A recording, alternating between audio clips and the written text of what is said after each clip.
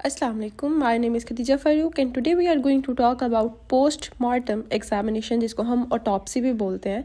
जैसे हमने पीछे डिस्कस किया था अपनी मेडिको लीगल रिपोर्ट, ये उसकी ही एक एग्जांपल है। पोस्टमार्टम का मतलब होता है आफ्टर डेथ एग्जामिनेशन।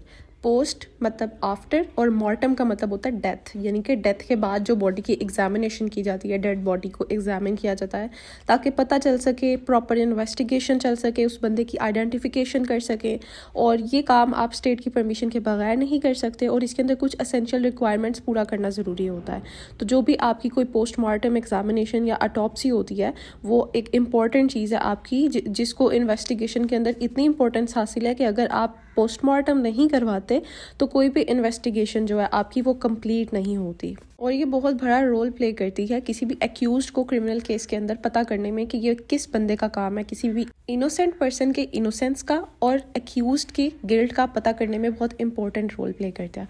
उसके बाद we have meaning and definition of postmortem examination, यानी कि आफ्टर डेथ बॉडी को साइंटिफिकली एग्जामिन करना इस तरह से कि पता चल सके कि ये बंदा कौन है, उसको आइडेंटिफाई कर सके और उसको कत्ल किसने किया है इस चीज़ का पता चल सके। उसके बाद डेफिनेशन में उन्होंने बहुत ही सिंपल सी डेफिनेशन दी है कि किसी भी डेड ह्यूमन बॉडी को एग्जामिन करना किसी भी ऐसे मेडिकल ऑफिसर या सर्जन के थ्रू, ताकि इस चीज़ का पता चल सके कि इस बंदे की डेथ किस वजह से हुई है, कॉज ऑफ डेथ का पता चल सके। उसके बाद we have when postmortem is conducted, यानी कि पोस्टमार्टम कब करवाया जाएगा इन केस ऑफ डेथ। वो डेथ कौन सी होगी? वो डेथ अननेचुरल डेथ होगी, क्योंकि नेचुरल डेथ में तो आपको पता है अगर किसी बंदे को हार्ट अटैक आया या कुछ भी तो वहाँ पर तो आपको पोस्टमार्टम करवाने की ज़रूरत नहीं है।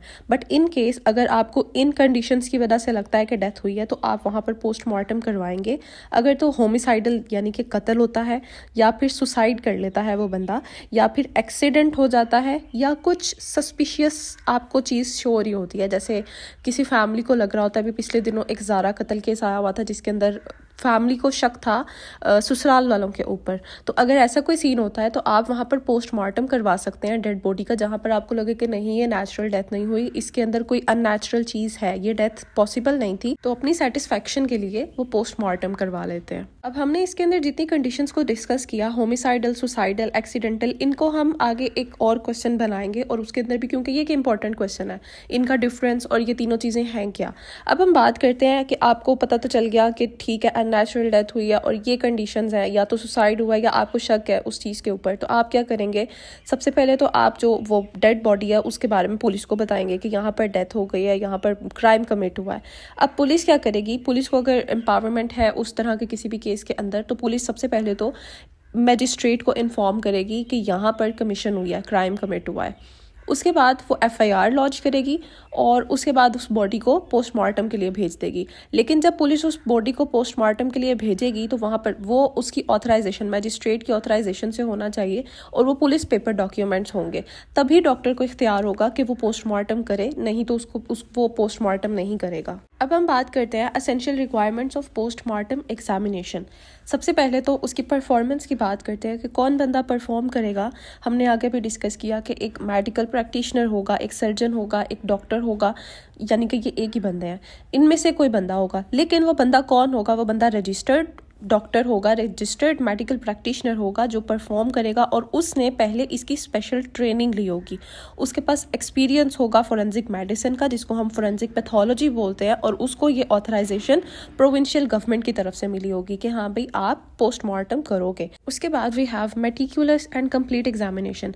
वो प्रैक्टिशनर जब बॉडी को एग्जामिन करेगा तो कंप्लीट तरीके से करेगा, उसके अंदर कोई भी चीज़ ऐसी नहीं छोड़ेगा अगर वो पॉजिटिव कोई चीज़ दिखता है या नेगेटिव। इसके लिए ज़रूरी है कि वो उन सब चीज़ों को डिस्कस करें, जैसे कि हेड इंजरी तो है पर स्कल फ्रैक्चर नहीं है, या फिर इस बंदे ने अपने आप को मरने से बचाने के लिए स्ट्रगल तो किया है बट डिफेंस इंजरीज नहीं है।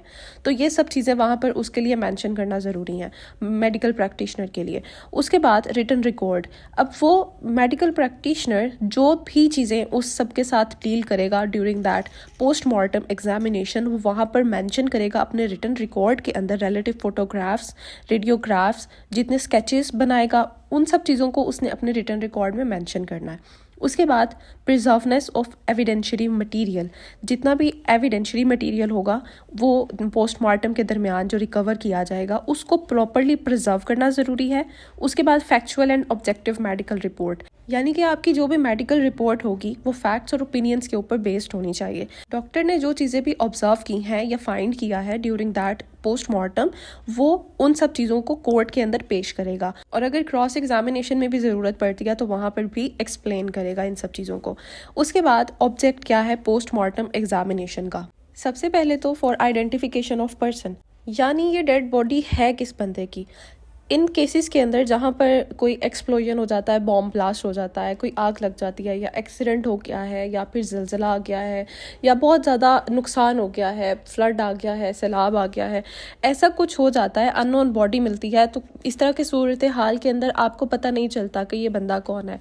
तो उस बंदे का पता करने के लिए आप सबसे पहले उसका पोस्टमार्टम करते हो, क्योंकि आप उसकी बॉडी को आइडेंटिफाई करना चाहते होते हो कि ये बंदा कौन है। इस बंदे का पता चलेगा तो फिर बाकी स्टोरी का पता चलेगा, तो इन्वेस्टिगेशन स्टार्ट होगी और इसकी डेथ कैसे हुई है। तो ये सब चीज़ें आपको डॉट्स मैच करने पड़ते हैं ताकि पता चल सके कि किस बंदे ने जुल्म किया है और कत्ल किया है इस बंदे को। अब data required for determination of body, dead body जो है, कौन कौन सा डेटा रिक्वायर्ड होता है? सबसे पहले तो उसकी नस्ल क्या है, उसका जेंडर क्या है, उसकी एज क्या है, कॉम्प्लेक्शन क्या है, फीचर्स क्या हैं, उसके बाल कैसे हैं, उसके फिंगरप्रिंट्स देखे जाते हैं। फिर देखा जाता है कि उसको स्कार तो नहीं है, टैटू मार्क तो नहीं है, कोई ऑक्यूपेशन मार्क, कोई बर्थ मार्क, कपड़े उसके कैसे हैं, उसने कपड़ों से भी तो अंदाज़ा होता है ना कि मतलब ये बंदा इस तरह के कपड़े पहन के आया तो ये इस फलां रीजन का बंदा है, इस फलां एरिया का बंदा है।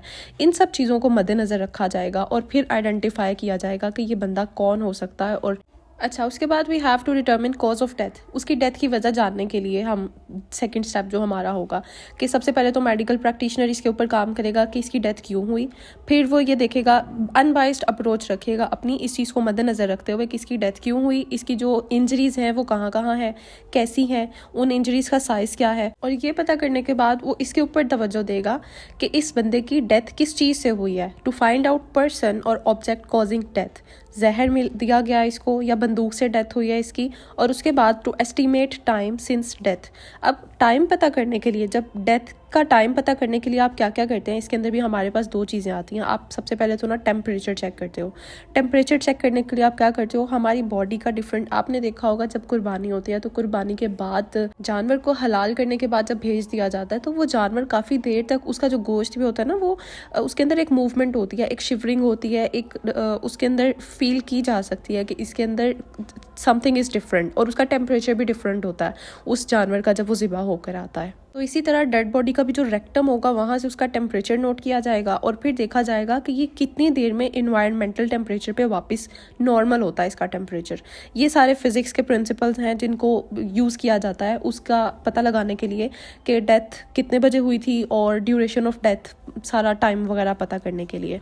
उसके बाद to determine the question as to the body of newborn infant, ये पता करने के लिए कि न्यूली बॉर्न इन्फेंट है। फिर to determine the nature of skeletal remains.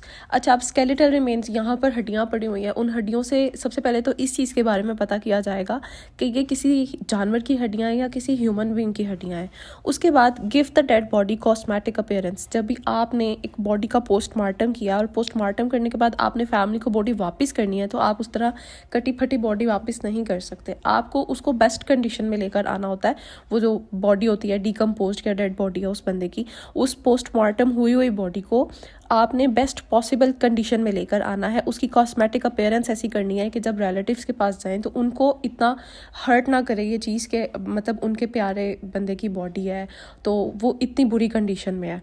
उसके बाद we have rules as to conducting of postmortem examination. सबसे पहले रिटन ऑथराइजेशन, आपने किसी भी बॉडी का पोस्टमार्टम करने से पहले उसकी रिटन ऑथराइजेशन, जो आपका मेडिकल प्रैक्टिशनर है उसके पास भी और जो पुलिस है उसके पास भी रिटन ऑथराइजेशन होनी चाहिए। उसके बाद रीडिंग ऑफ पुलिस रिपोर्ट, जो मेडिकल ऑफिसर होगा, जो डॉक्टर होगा, वो अच्छी तरह पुलिस रिपोर्ट को पढ़ेगा कि वो क्या बता रहे हैं इस चीज़ के बारे में, बॉडी के अपीयरेंस के बारे में, उस सिचुएशन के बारे में जहाँ से उस बॉडी को रिकवर किया गया है और जहाँ से उस बॉडी को डिस्कवर करने के बाद उसकी डेथ हुई पता चली थी, और क्या उनको कॉजेस लगते हैं कि इसकी डेथ क्यों हुई है।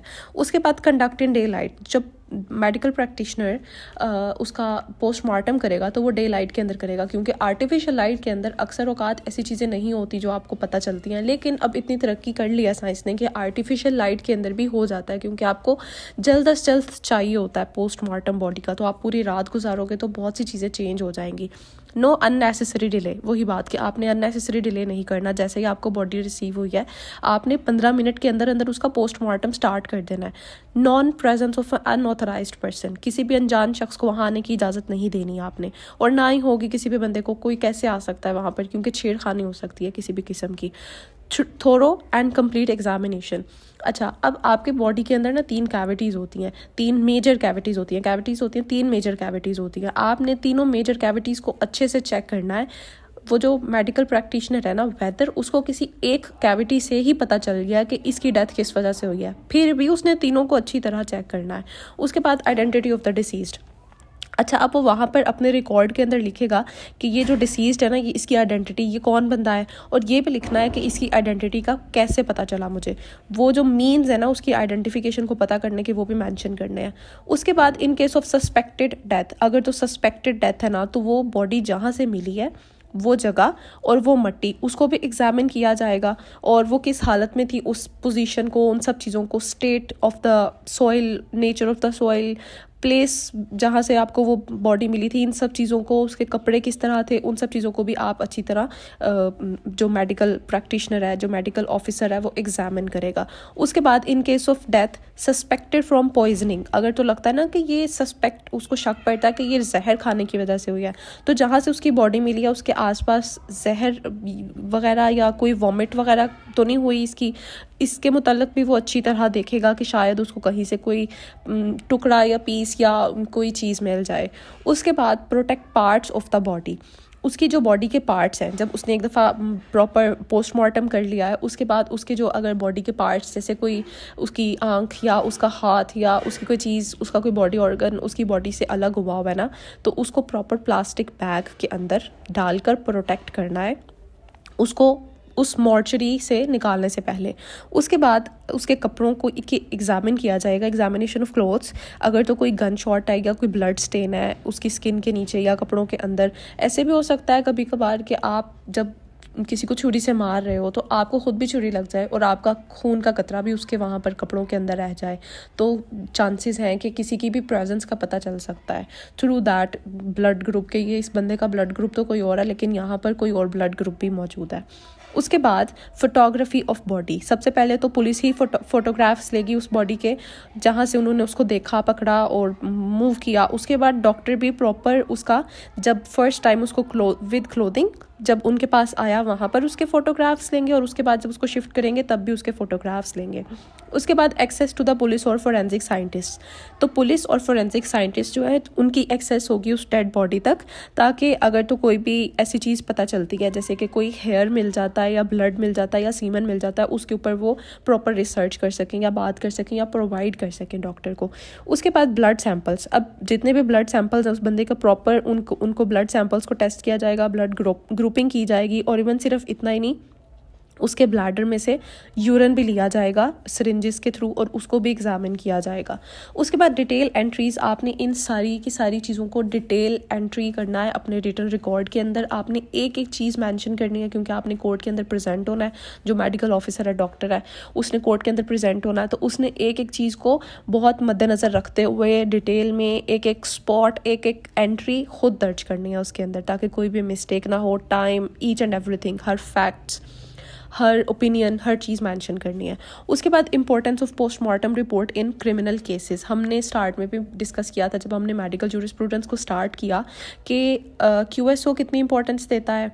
एडमिसिबल एविडेंस है, किसी भी प्रैक्टिशनर जो मेडिकल प्रैक्टिशनर है उसकी कही हुई बात एडमिसिबल है, एविडेंस के तौर पर वर्क करती है क्रिमिनल केसेस के अंदर। यहाँ पर हम एक एग्जांपल भी लेते हैं कि A के ऊपर इल्ज़ाम है कि उसने B का कत्ल किया है, लेकिन B की जो मेडिकल रिपोर्ट है ना वो शो करती है कि इसका मर्डर 11 से 12 के बीच हुआ, और A प्रूव कर देता कोर्ट के अंदर कि मैं 11 से 12 के बीच उस जगह पर उस दिन मौजूद ही नहीं था। या फिर इसी केस के अंदर कोई विटनेस आ जाता है और वो ये कहता है कि वहाँ पर मैंने खुद देखा था कि ए जो है वो मौजूद था 11 से 12 के बीच। अब जब पोस्टमार्टम रिपोर्ट होकर आएगी तो उसको विटनेस की स्टेटमेंट के साथ कोरोबोरेट करने में हेल्प होगी।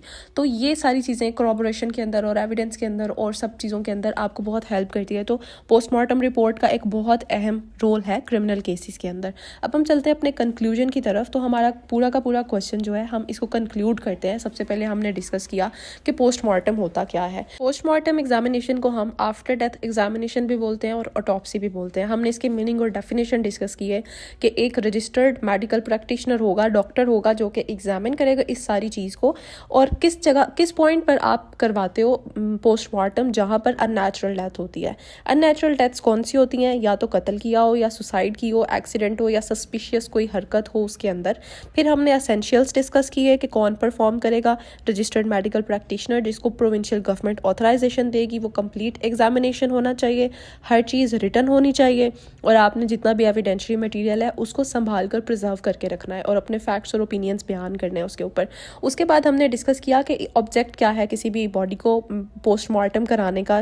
तो सबसे पहले तो उस बॉडी का पता चल सके कि वो किसकी बॉडी है, फिर पता चल सके कि उसकी डेथ किस वजह से हुई है, फिर पता चल सके कि इसकी डेथ जो हुई है वो किसी जहर या बंदूक या पर्सन कौन था या ऑब्जेक्ट कौन था, फिर पता चल सके कि इसकी डेथ हुए कितना टाइम हो चुका है। इन सारी चीज़ों को हम करेंगे। उसके बाद रूल्स क्या होंगे उसको करने के, आपने रिटर्न ऑथराइजेशन लेनी है, पुलिस रिपोर्ट को अच्छी तरह पढ़ना है, डे लाइट के अंदर करना है, किसी और बंदे को आने नहीं देना, अननेसेसरी डिले नहीं करना, कंप्लीट थोरो एग्जामिनेशन होना चाहिए, डिसीज्ड की आइडेंटिटी कैसे हुई और वो कौन है इस सब को मेंशन करना है, और अगर पॉइजन से हुआ है तो कोई वॉमिट मटेरियल या उसके पार्ट्स ऑफ बॉडी को कैसे प्रोटेक्ट करना है, उसके कपड़ों को कैसे एग्जामिन करना है, उसकी बॉडी की फोटोग्राफ्स लेनी है, और फोरेंसिक साइंटिस्ट जो है और पुलिस उसकी एक्सेस हो सकती है, ब्लड सैंपल्स लेने हैं, यूरिन को टेस्ट करना है, डिटेल एंट्री करनी है, तो फिर हमारी पोस्टमार्टम रिपोर्ट कंप्लीट हो जाएगी। तो ये हमने इसके बाद डिस्कस किया अपनी पोस्टमार्टम रिपोर्ट की इंपॉर्टेंस को और फिर एक एग्जाम्पल को। ये हमारा पूरा क्वेश्चन था जिसको हमने कंक्लूड किया लास्ट पर। अगर आपको कोई भी चीज़ समझ नहीं आई इस क्वेश्चन के अंदर तो आप कॉमेंट कर सकते हैं, मैं आपको कॉमेंट का जवाब दे दूँगी। और अगर आपको नोट्स चाहिए या आपको गाइडेंस चाहिए इसके ऊपर या आपको ऑनलाइन क्लासेस चाहिए तो आप ऊपर बायो में दिए हुए नंबर पर राब्ता कर सकते हैं। Thank you so much for watching.